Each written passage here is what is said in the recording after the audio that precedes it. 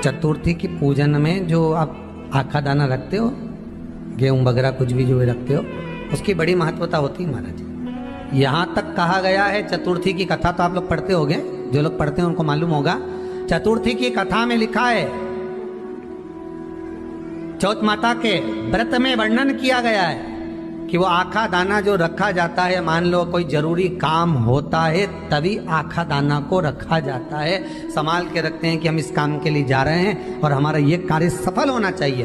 तो जिसने चतुर्थी का व्रत करा है, जिसने चंद्रदेव का पूजन करा, चतुर्थी का व्रत करा, वो गणेश जी से विनती करके वहां से 2-4 आखा दाना उठा ले, और जो व्यक्ति का काम अटक रहा है अपने ही घर का, पर दूसरे कुल को नहीं देना, अपने ही कुल के अंतर्गत जो काम अटक रहा है उसकी जेब में, उसके पल्लू में उस चीज को रख दिया जाए।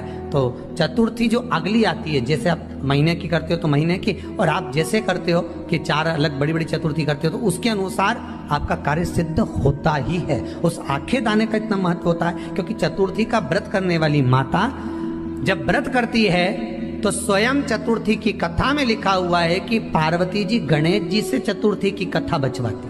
तो चतुर्थी की कथा जब होती है तो उसको स्वयं गणेश जी बाच रहे हैं। तो व्रत कौन सुन रही है? माता पार्वती। और आपने जो आखा दाना लिया वो गणेश जी के भाव से लिया, गणेश जी से निवेदन करके, विनय करके, प्रार्थना कर उसको प्राप्त किया। तो जिनकी यहाँ संपदा की कमी होती है, वैभव की कमी होती है, लक्ष्मी की कमी होती है, प्रतिष्ठा की कमी होती है, धन की कमी होती है, उसके लिए बुधवार के दिन अगर शंकर पर 1 लोटा पानी चढ़ाया जाता है तो जिन लड़कियों का विवाह नहीं हो रहा, जिन बच्चों का विवाह नहीं हो रहा, उन बच्चों के भी विवाह हो जाते हैं। हमारा वृद्धि से मतलब होता है जिस कन्या या वर का विवाह नहीं होता, 40 साल हो गए या 30 साल हो गए, या जब 28 के बाद में लड़का लड़की क्रॉस हो जाए कि 29 में, 30 में, 32 में, 34 में, 40 तक पहुंच गए और विवाह नहीं हो रहा, तब बेलपत्री के जो पेड़ होता है, वृक्ष होता है, उस वृक्ष की जो डाली होती है, उस डाली के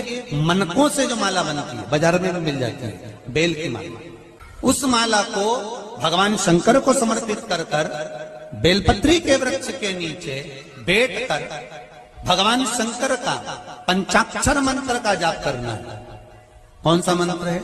पंचाक्षर। पंचाक्षर मंत्र कल बताया था, नमः शिवाय। अगर रसोई घर से भोजन में तुलसी डलकर अगर ठाकुर जी के सामने वो थाली रखी तो ये पक्का है वो थाली ठाकुर जी नहीं जीमेंगे, क्योंकि उसमें तुलसी रखी हुई आई है। हाँ, जब ठाकुर जी के सामने थाली रखा गई और तुमने थाली रखने के बाद में मंदिर के सामने बैठ के फिर तुलसी डाली तो ठाकुर जी उसको स्वीकार कर लेते हैं। क्यों? क्योंकि 33 करोड़ देवी देवता एक जगह पर विराजमान हैं।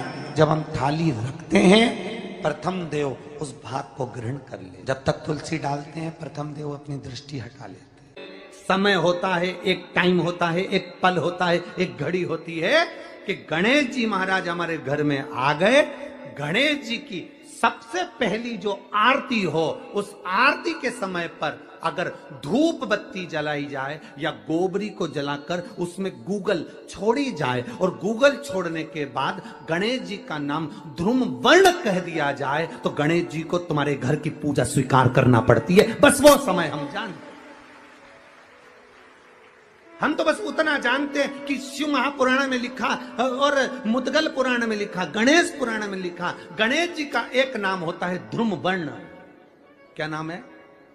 ध्रुम वर्ण गणेश जी का एक नाम होता है। जब हम धूप जलाकर और धूप लगाने के बाद में गणेश जी की सबसे पहली आरती करने के पहले अगर हम सबसे पहली आरती गणेश जी की कर रहे हो, अपने घर में स्थापना कर रहे हो, बिठा रहे हो, और तुम चाहते हो कि गणेश जी मेरे घर में आके मेरी पूजा को स्वीकार करें और जो मांगू मेरा गणेश मुझे दे 10 दिन के अंदर, तो पहला नाम लेकर पुकार लेना ध्रुम वर्ण विनायक, बैठो, बस काम हो गया। वो फिर ही होकर आता। सुंदर जोड़ी थी शंकर और पार्वती की, सही है कि गलत है?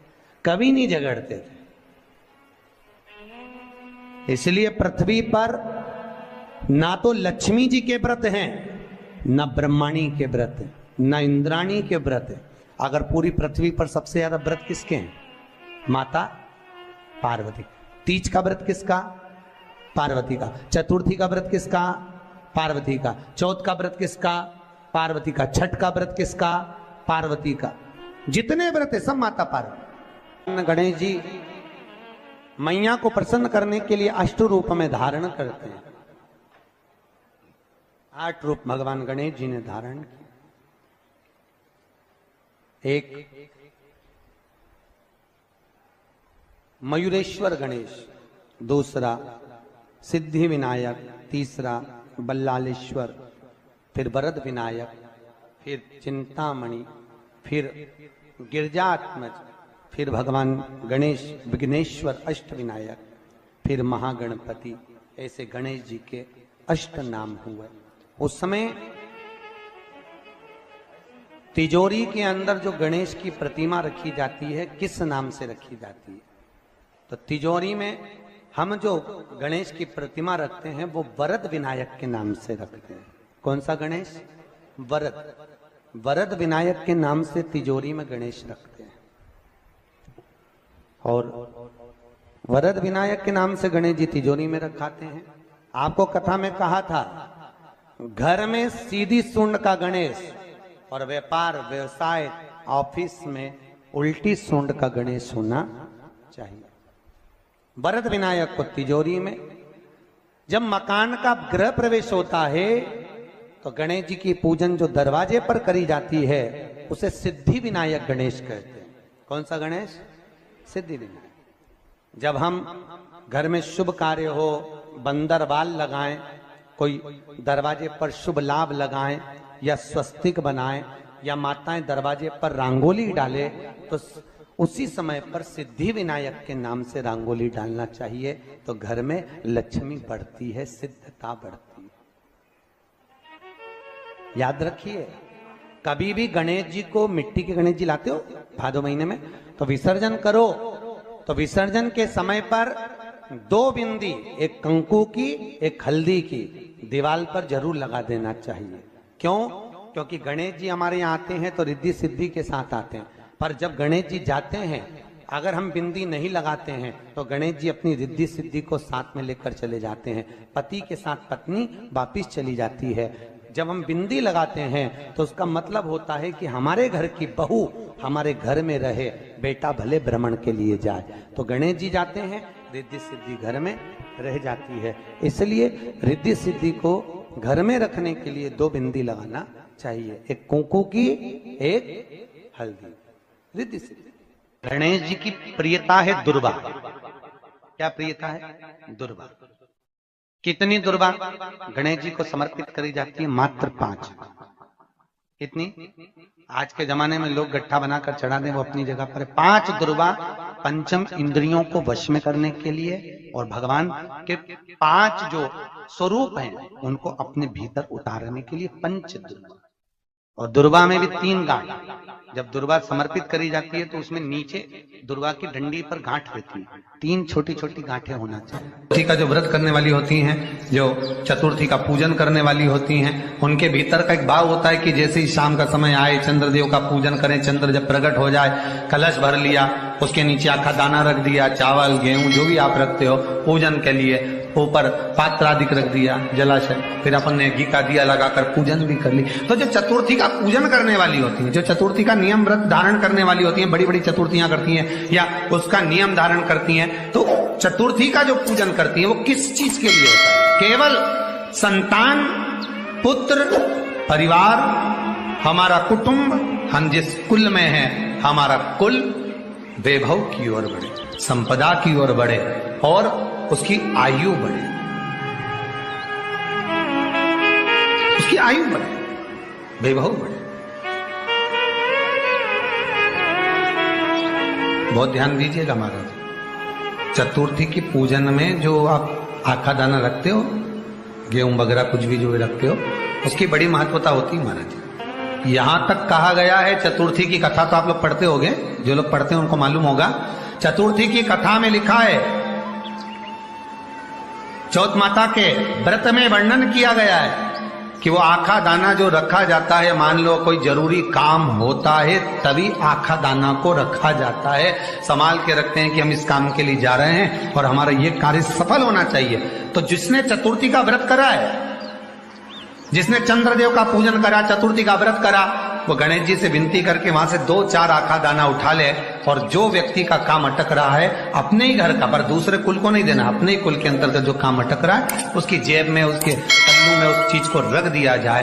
तो चतुर्थी जो अगली आती है, जैसे आप महीने की करते हो तो महीने की, और आप जैसे करते हो कि 4 अलग बड़ी बड़ी चतुर्थी करते हो तो उसके अनुसार आपका कार्य सिद्ध होता ही है। उस आखे दाने का इतना महत्व होता है क्योंकि चतुर्थी का व्रत करने वाली माता जब व्रत करती है तो स्वयं चतुर्थी की कथा में लिखा हुआ है कि पार्वती जी गणेश जी से चतुर्थी की कथा बचवाती। चतुर्थी की कथा बाची किसने थी? स्वयं गणेश जी महाराज ने। और सुनी किसने थी? माता पार्वती। बाचने वाले गणेश जी थे, सुनने वाली माता पार्वती। तो चतुर्थी की कथा जब होती है तो उसको स्वयं गणेश जी बाच रहे हैं। तो व्रत कौन सुन रही है? माता पार्वती। और आपने जो आखा दाना लिया वो गणेश जी के भाव से लिया, गणेश जी से निवेदन करके, विनय करके, प्रार्थना कर उसको प्राप्त किया। जितने आस्था चैनल पर कथा सुन रहे हो, जितने फेसबुक और यूट्यूब पर सुन रहे हो, और जितने इस छत्तीसगढ़ की पावन धरा पर बैठकर सुन रहे हो, बहुत सावधानी से सुनना। एक छोटा सा कपूर का टुकड़ा जब आरती में जलाया जाता है तो ये कपूर क्यों जलाते हैं? इस कपूर का महत्व क्या है? इस कपूर का कारण क्या है? ये कपूर है कौन जिसको हम आरती में जलाएं? क्या जरूरत इस कपूर को आरती में जलाने की? क्या जरूरत इसको यज्ञशाला में जलाने की? क्या जरूरत है इस कपूर को पूजन में जलाने की? स्वयं गुरु बाबा कहते हैं यदि कोई आरती में, पूजन में, घर में एक कपूर का टुकड़ा आरती के बाद में जब समर्पित करेगा तो उसको अश्वमेध यज्ञ का पुण्य प्राप्त हो जाएगा। अश्वमेध यज्ञ के पुण्य को पाने के लिए कपूर का टुकड़ा आज भी आरती में जलाया जाए। एक कपूर का टुकड़ा सुख का, इसीलिए हमारे यहाँ शास्त्र कहता है महाराज, जब आपको घर में अगर ऐसा लगने लगे कि 15 दिन से बहुत बेचैनी है, बहुत दुख तकलीफ लग रही है, कोई ना कोई बीमार पड़ रहा है, कुछ ना कुछ तकलीफें लग रही है, तो एक पीपल का पत्ता ले लो, उसके ऊपर एक कपूर का टुकड़ा ले लो, सारे घर में घुमाकर उसको दरवाजे के बीच मध्य में जलाकर रख दीजिए। थोड़ी सी जला 20 से 25 मिनट के अंदर मकान में एनर्जी वापिस आ जाएगी, उस भवन में एनर्जी वापिस हो जाएगी। 20 से 25 मिनट के अंदर एनर्जी वापस। लग रहा है कि यहाँ नेगेटिव है तो उसको पॉजिटिव बनाया जा सकता है। रात को 12 बजे शंकर जी के मंदिर में शिवलिंग पर चढ़ी हुई बेलपत्री को उठाकर शंकर मंदिर का शिखर देखकर चबा चबा कर खा लीजिए। आपके पाँव के घुटने बदलने की जरूरत नहीं पड़ेगी, ऑपरेशन की जरूरत नहीं। रिद्धि सिद्धि के दाता मेरे गणपति, तेरा व्रत जो करे उसे मिले सन्मति। रिद्धि सिद्धि के दाता मेरे गणपति, तेरा व्रत जो करे उसे मिले सन्मति। तो एक बार बोलिए प्रेम से गौरी पुत्र गणेश भगवान की जय, शिव जी की जय, माता पार्वती की जय। करवा चौथ व्रत कथा। पतिव्रता करवा धोबिन की कथा। पुराणों के अनुसार करवा नाम की एक पतिव्रता धोबिन अपने पति के साथ तुंगभद्रा नदी के किनारे स्थित गांव में रहती थी। उसका पति बूढ़ा और निर्बल था। एक दिन जब वो नदी के किनारे कपड़े धो रहा था तभी अचानक एक मगरमच्छ वहां आया और धोबिन के पैर अपने दांतों में दबाकर यमलोक की ओर ले जाने लगा। वृद्ध पति यह देखकर घबराया और जब उसने कुछ कहते नहीं बना तो वह करवा करवा कहकर अपनी पत्नी को पुकारने लगा। पति की पुकार सुनकर धोबिन करवा वहां पहुंची तो मगरमच्छ उसके पति को यमलोक पहुंचाने ही वाला था।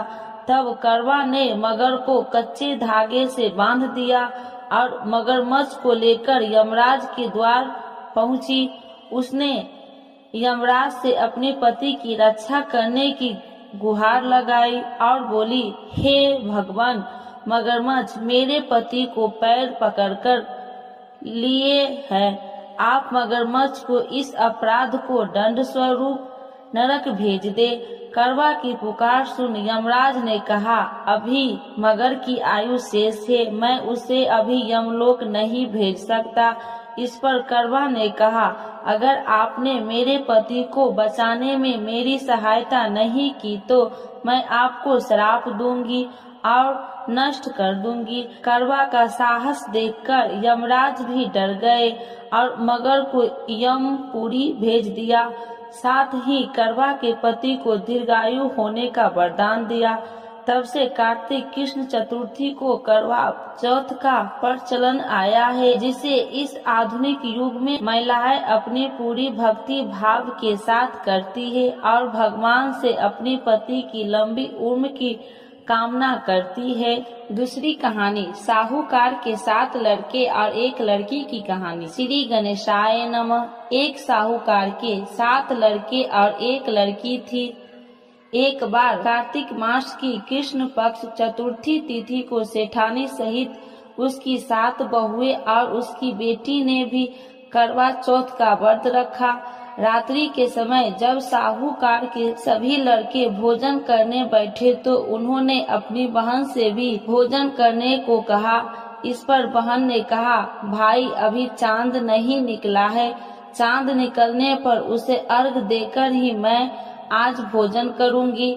साहूकार के बेटे अपनी बहन से बहुत प्रेम करते थे। उन्हें अपनी बहन का भूख से व्याकुल चेहरा देखकर बेहद दुख हुआ। साहूकार के बेटे नगर के बाहर चले गए और वहां एक पेड़ पर चढ़कर अग्नि जला दी। घर वापस आकर उन्होंने अपनी बहन से कहा, देखो बहन, चांद निकल आया, अब तुम उन्हें अर्घ देकर भोजन करो। साहूकार की बेटी ने अपनी भाभियों से कहा, देखो चांद निकल आया, तुम लोग भी अर्घ देकर भोजन कर लो। ननद की बात सुनकर भाभियों ने कहा, बहन अभी चांद नहीं निकला है, तुम्हारे भाई धोखे से अग्नि जलाकर उसके प्रकाश को चांद के रूप में तुम्हें दिखा रहे हैं। साहूकार की बेटी अपनी भाभियों की बात को अनसुनी करते हुए भाइयों द्वारा दिखाए गए चांद को अर्घ देकर भोजन कर लिया। इस प्रकार करवा चौथ का व्रत भंग करने के कारण विघ्नहर्ता भगवान श्री गणेश साहूकार की लड़की पर अप्रसन्न हो गए।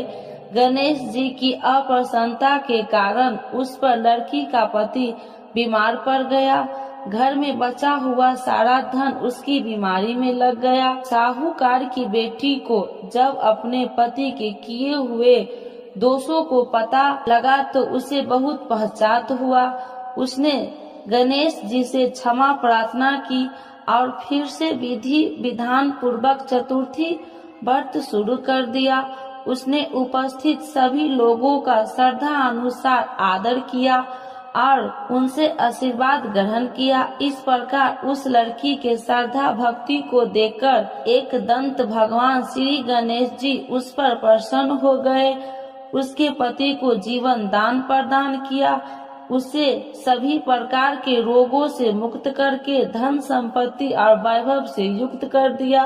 बोलो करवा चौथ माता की जय, गणेश भगवान की जय। करवा चौथ माता की आरती। ओम जय करवा मैया, मैया जय करवा मैया, जो व्रत करे तुम्हारा पार करो नैया। ओम जय करवा मैया, जग की हो तुम माता, तुम हो रुद्रानी, माता तुम हो रुद्रानी, यश तुम्हारा गावते जग में सब प्राणी। ओम जय करवा मैया। कार्तिक कृष्ण चतुर्थी को नारी व्रत करती, माता जो नारी व्रत करती, दीर्घायु पति होबे दुख सारे हरती। ओम जय करवा मैया, होए सुहागिन नारी सुखी संपत्ति पावे, माता सुखी संपत्ति पावे। गणपति जी बड़े दयालु विघ्न सभी नासे। ओम जय करबा मैया, करबा मैया की आरती व्रत करे जो गावे।